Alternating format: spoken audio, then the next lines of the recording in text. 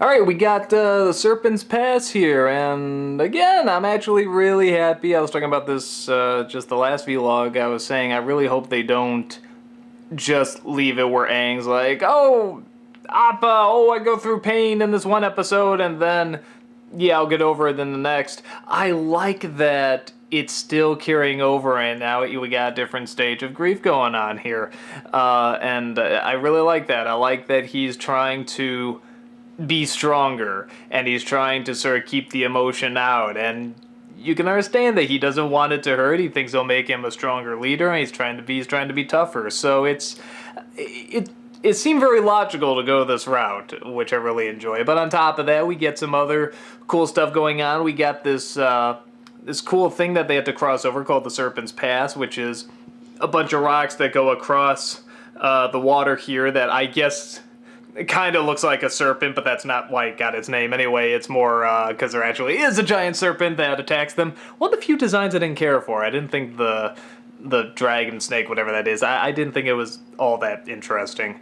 I've seen better designs, but anyway. So you got Sokka comes across the I'm blank on her name. I'm sure I saw her on the her because. I mean, look at that picture. She's going to be coming back, I'm sure, so I'll get her name then. I just call her Warrior Girl for now. But she comes back, and which is good. It was obvious when he was asking about her, I think, in one of the other episodes. Like, oh, so how's she doing? And, oh, she's not here? Okay, so obviously they're building that up. And what I like, kind of obvious, but still, I think, works, is that you have Aang going through his despair, in a sense, not wanting to give into his emotions, not wanting to get attached because he's afraid he'll really get hurt again. You have Sokka going through the same thing because he lost the princess character, and he doesn't want to quite give into this character either because he's afraid of losing someone that'll get that close to him again. So again, it's a good good parallel there. And there's another parallel going on. I like that now Jet has entered back into this, who I didn't think was one of the more interesting characters, and I will admit, it looks like Zuko and him are kind of teaming up, and Jet figures out who he is. Like, one of the few people who figures out who he is, come on. Nobody can put together this kid and his chubby old uncle, and the kid has this giant flaming burn on the side of his face that this is the prince, but I don't know. But Jet figures it out. They seem to form this friendship. If they want to stay consistent, I would think that Jet's probably going to betray him, because I remember that's what got him in trouble before, was his hatred of the Fire Tribe and just never wanting to show any sympathy. So now he has, like, the prince, and he's trying to befriend him, and it looks like Zuko is sort of giving in. I'm actually sort of hoping they go that route again, because just anything to crap on Zuko, it's so sick of me, but it's like, it just makes him so much more interesting. The more he can fight through that stuff, the more I'm like, yeah, go Zuko, fight through it, turn to the good side or whatever. So, I'm just a really demented bastard that way, I guess.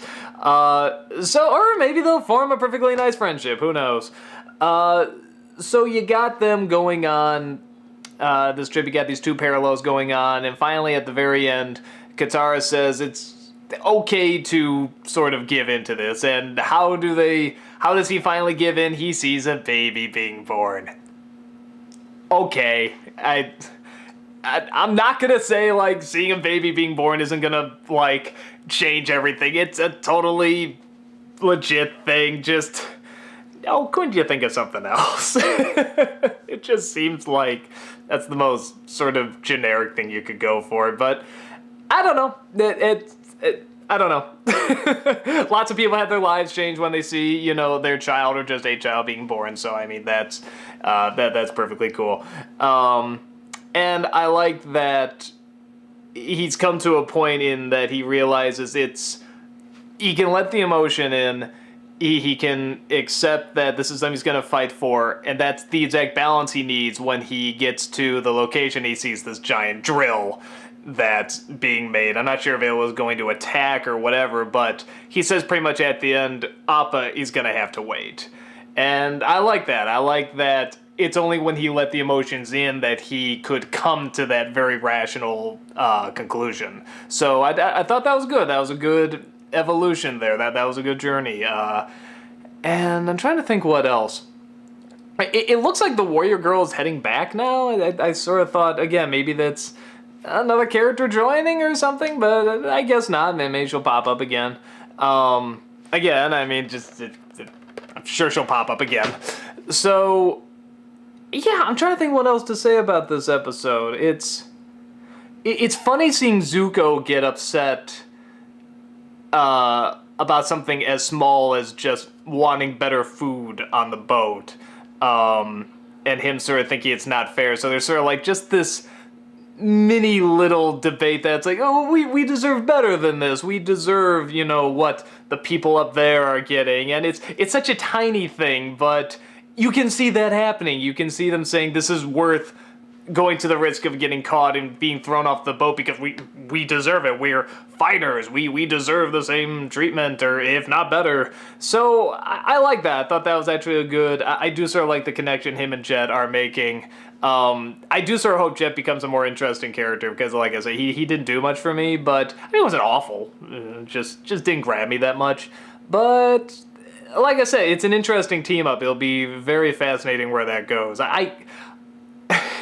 Again, the sick part of me is just like, I hope he betrays him, but it's like, that's, how mean is that? It just makes good drama. So we'll see where that goes.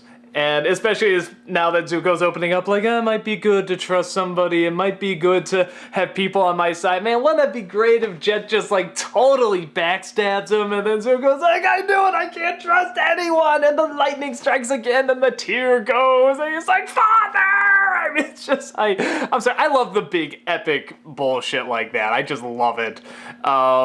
Or maybe they'll make a really, really good partnership and they'll be like the most awesome, badass duo ever. Like I said, the show is good enough that it's good at throwing surprises at you, so it'll be interesting to see where that goes. Yeah, I can't think of too much. Actually, I will say, the cabbage guy is starting to make me laugh a bit. Because I saw this cabbage guy and they popped up a second time. I'm like, okay, it didn't really make me laugh either time, but then everyone's talking like, the cabbage guy. I'm like, what is the... Well, I'm sure he'll show up again, but I mean, I'm still not getting the comedy. He is starting to get a little bit of a laugh on me. Just thinking about it's making me laugh a little bit. It's just such a bizarre running joke. Why is this guy so obsessed with his cabbage? Focus! Sorry about that. Just why is this guy so obsessed with his cabbages, and why does... I don't know, why does he keep showing up in all these places? Is it even him? Maybe it's like his one, he has a bajillion twins or something, I don't know. Maybe he's a spy, wouldn't that be a great twist? Like, he was actually a spy following them the whole time, like the world's greatest spy. He's disguised as a cabbage salesman, so, I don't know. It's growing on me. It used to not do much for me, but it's like the foamy mouth guy in reverse, where the foamy mouth guy was phenomenal that one time, and then the next time it's like, sort of faded. Here's a joke that kind of, didn't start off that hot. Now it's like, it's starting to get a little funny. I think Garfield always said that's the definition of a running joke. Start off with a joke that's not the least bit funny, but actually gets funnier the more and more you do it. So maybe that's the case here, but regardless, good episode. I'm curious to see what they're going to do with that big badass drill. So, yeah, that's about it. See you in the next one.